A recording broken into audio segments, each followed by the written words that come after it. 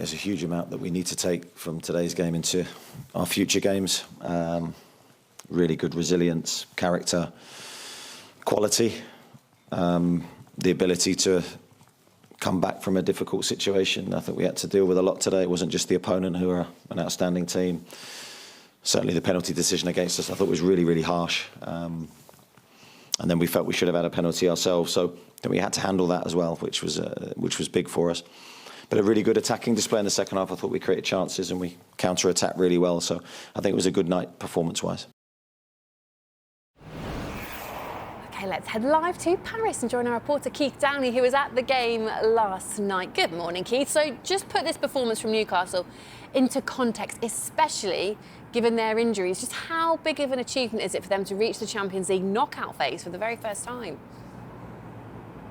Yeah, morning, Hannah. I think it is a big achievement, but of course that achievement was reached last week with a 3-0 win over PSV at home. So they knew they were through to the knockouts anyway. They were desperate to get one of those top 8 spots that 5 of the English teams have managed to. Only themselves have not, and they just missed out by a point. Look, I think last night there was a real positivity about the performance and the scoreline to come to the European champions and deny them a win for the second time in 3 years is not to be sniffed at. It was a very good performance.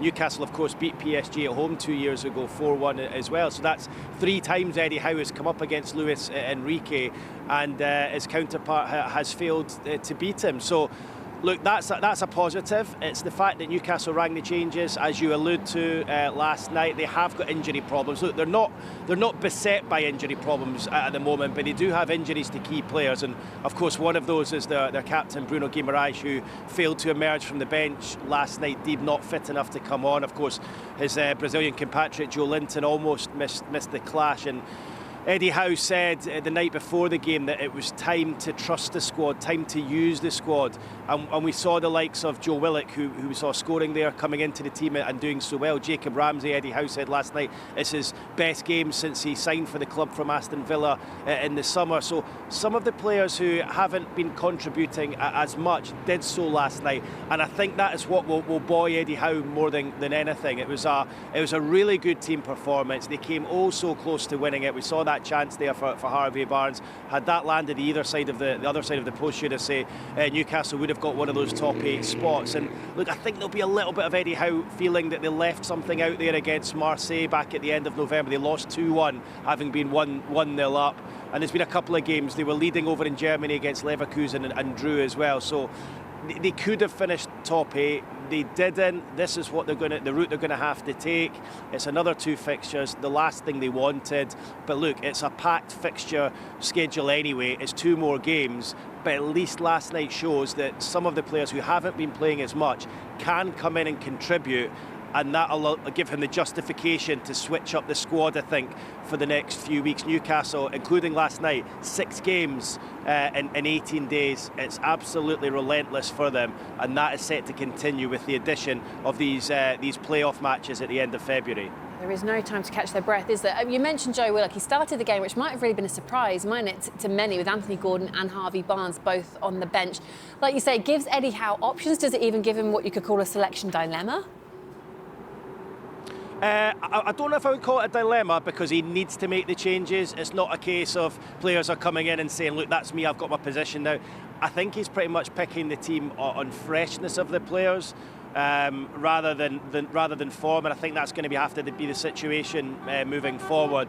But it's just having him as an option that he can trust, and he used that word trust in the build-up to the game, and he said it again last night, and Willock showed last night that he can trust him. So too did Jacob Ramsey, so too did the Anthony Elanga to an extent. And spare a word for Dan Burn as well, who came into the team last night. He's missed the last 6 weeks, having punctured his lung and fractured his rib against Sunderland midway through December. Came in, man of the match performance last night, captained the side, and I think probably showed that they maybe don't need to dip into the January transfer window between now and Monday, because they were looking a little bit light at the back. But Dan Burn coming back in will just really have helped that situation. This is Eddie Howe talking about Joe Willock and what he brought to the table last night.